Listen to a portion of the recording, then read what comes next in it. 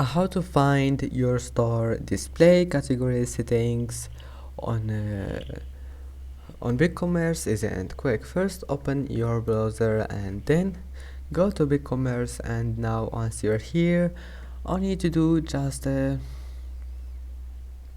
click settings and then click this one here.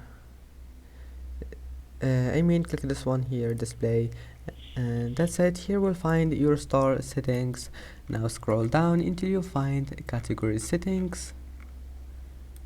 Now manage here anything you want, and that's it.